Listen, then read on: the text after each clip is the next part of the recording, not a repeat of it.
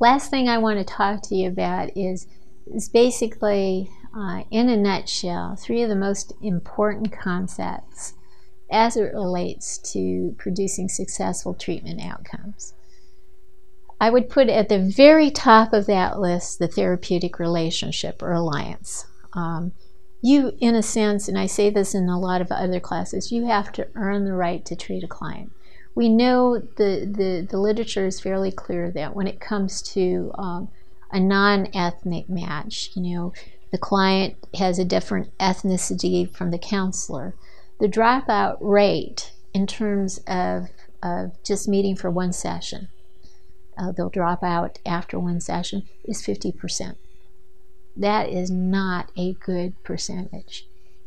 But we also know that when there is an ethnic match, the dropout rate is 30%. So something is not going right when it comes to therapeutic relationships and alliances in therapy in general, if we can believe those statistics. I suspect what's going on is that we're not taking the time to get to know the person and earning the right to treat that person. And one of the things that I typically do that I've had very good success with in the military when I was an Army psychologist, and when I've done some private practice things, or I've volunteered at various places, what I typically do is I take a lot of time to do what they call a standardized intake interview. I take a whole session to do that, and I ask a lot of different questions a client probably has never been asked in his or her lifetime.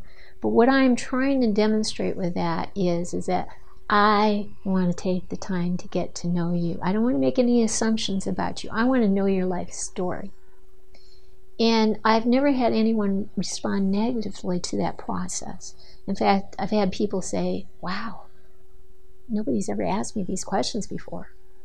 That's amazing. And so the dropout rate for me has been very minimal. And it doesn't approach 50% or 30%. It may be more like 5%. Taking the time to get to know that person, you earn the right. You establish a relationship, you've earned the right to treat that client. And he or she will likely come back. There'll be more than a one-session person. Now, there are some people who just need one session. They just need to hear themselves talk out loud. So they have a sense that, they're not imagining something, that their thinking processes about a particular topic is not illogical, So there are legitimate one-session clients, but therapeutic relationship is important in that process as well. And towards that end, you have to, when you take the time to get to know a client, when you take the time to establish trust, take the time to learn their life story, you do earn the right to treat them. And another component to that process is that what happens then is that you establish credibility in their eyes. You have to give some sort of gift. That's part of the therapeutic alliance. I call it gift. Something that they can walk away with and say, hey, there's hope here. I can walk away with hope that something's going to change. Something positive is going to come out of this process. So a gift, whether it's generating hope, an assignment that says, hey, this is a credible clinician, but in the end, it's all about therapeutic relationship. So that's definitely number one. And there's research out there that suggests that plays the strongest role.